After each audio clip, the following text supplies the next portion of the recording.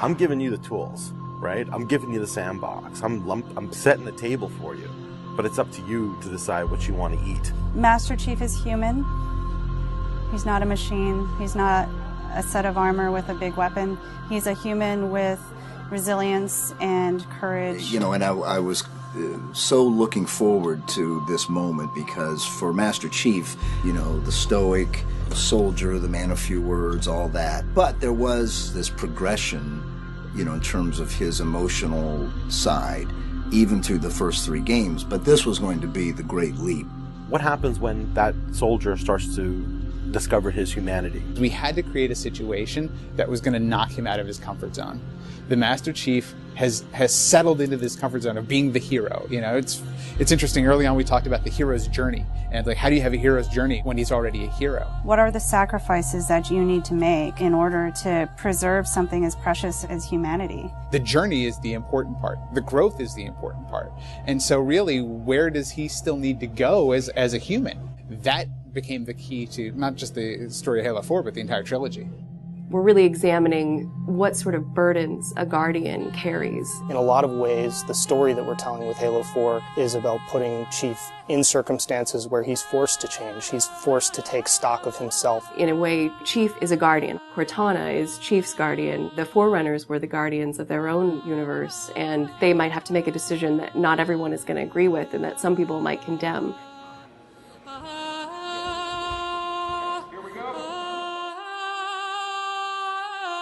It's almost like you're a little kid and you're just playing make-believe again.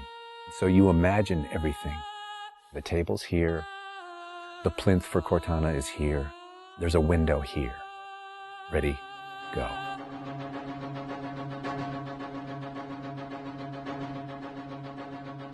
How can we immerse the player even more in this world that we've built around them? I'm not doing this for mankind. How can we have Chief have to deal with his own humanity? Everything had to be predicated by what the character needs were and what direction the characters needed to go in. The art direction specifically for Halo 4 isn't about creating an emotional tone for Halo 4, it's about creating an emotional tone for every single moment and experience that the player needs to understand.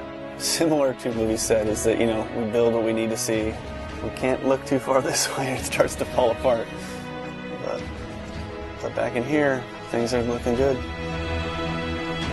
Film is like, I'm going to create something, and it's going to be awesome, and I'm going to polish it, and I'm going to own it, but I'm going to share it with you, which is very different than game storytelling, which is I'm going to give you all the tools, I'm going to give you all the possibilities, and it's up to you to discover it. Answering questions and answering the directions that the narrative had already taken to find the path forward for us as we started to tell the story. We're always telling these huge, big stories. You've got Infinity, it's the biggest ship that has ever been launched. We've got Requiem, which is like the biggest Forerunner artifact we've ever found. But in the middle of all of that, we've got this very small personal story between Master Chief and Cortana. You tell a story with every detail that you put into a game. Immersion is really what allows somebody to believe your universe and also to become emotionally caught up in your universe. Ready to get back to work? I thought you'd never ask. How do we make sure the sights and the sounds and the things that they're feeling as a player inhabiting that suit really comes through more clearly? And you know, technology has allowed us to do that with much higher fidelity than back in the CE days. Okay, so those are definitely bigger ones. Yeah, those start to get... Just because we've got more people. Let's roll video. Yeah. So this will be just video and audio only, no face, no mocap.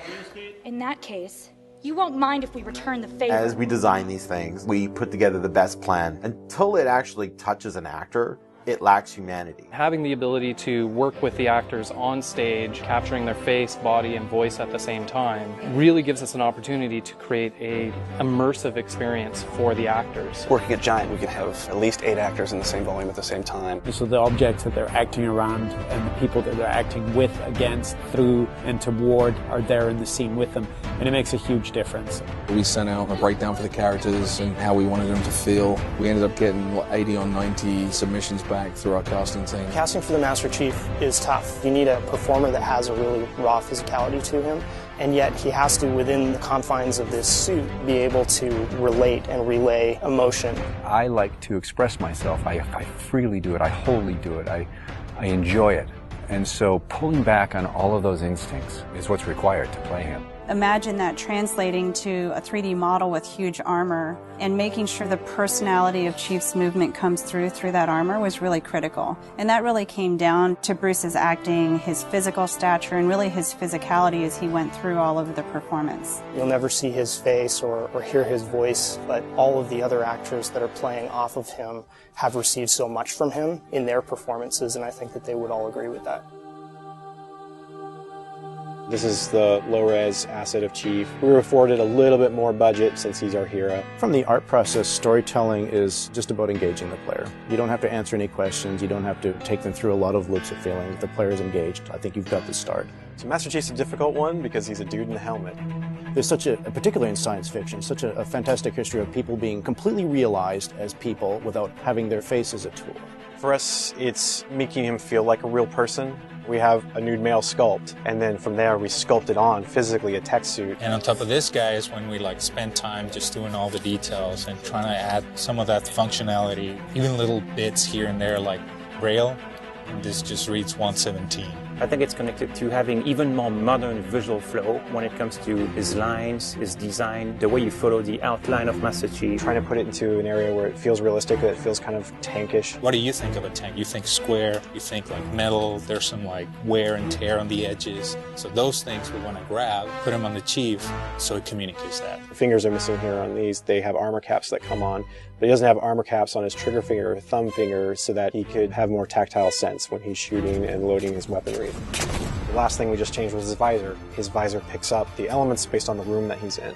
We want to take every inch of the character to tell a story as much as we can.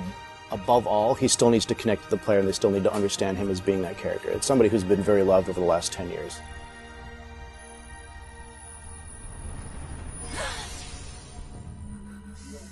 The irony here, right, is that we have a character who's not human at all in Cortana.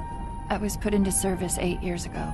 She is the most human character that we have in the story. Right? She's struggling with her own mortality. AIs deteriorate after 7, Chief. That's something that everybody struggles with. That's the most, human it gets. If we can just get back to Earth and find Halsey, she can fix this. Everyone has to figure out what it means to die. She's strong, she's convicted. She herself is going through a really difficult time in understanding the things that are happening to her. We were looking for somebody who really could bring just fire and stuff that's required for some of those sequences. We needed to make sure we found someone that had some innocence to her, but also could be very strong at the same time. If you imagine that you could have 20 emotions at one time, she has that. I will not allow you to leave this planet! She's really the heart of the game and the heart of Master Chief, and explains what's going on and why it's a problem. I didn't mean to. I didn't mean to do that. Cortana is certainly our biggest human connection, I think, with the entire story. How can we see these subtle details in her facial structure? It's the Forerunner symbol for Reclaimer. So this is the baseline where we started from Cortana, and then we go through and tweak and modify, having all these different elements moving throughout her that make her feel alive constantly. We wanted to make it to where you could have code flow lines start from every digit from her toes to her hands, and then be able to flow all the way up into her head. What you experience is her taking care of you as a player from a gameplay perspective, but I think you also start to get a sense of how she takes care of the human side of Chief. Wake me when you need me. They spotted us. Bringing Jen and Steve in and having them layer their voices over the character performances in the cinematics, that just brought the whole experience together. You look at just the number of lines that the Chief has had over the course of the franchise, and it's not a lot. How much firepower would you need? And yet people will immediately call you out on the Master Chief's voice being something very distinctive and important to them. The funny thing is that they've had this off-screen chemistry because they didn't actually meet until last year. Not only is this the first time they've ever sat together on a panel, this is the first time they've ever been in the same room or even met. So seeing them meet and seeing them have that chemistry in real life and seeing how they acted together in scenes just felt like we just missed this opportunity for all these years to actually get them together and get something even more memorable and more exciting out of them. In the beginning, they were great choices for those characters. Steve has this very stoic personality that comes through in his few words. The same way Jen's voice is confident and it's strong, but it can also be playful. You do know you don't have to wait until the last minute just to impress me, right? In many ways, Halo 4 is the first act. We want a player to be able to ask themselves what it is to be a hero. Is the sacrifice worth it? I often think of him as like Atlas, you know, like he's got the weight of the world on his shoulders all the time. Chief and Cortana are the same person, but she has always been the reflection of his humanity. People don't play Halo to watch a soap opera, and yet you don't want to just be kind of pulp. To me, it's a natural progression of this story, and it takes this relationship to the place it should go to.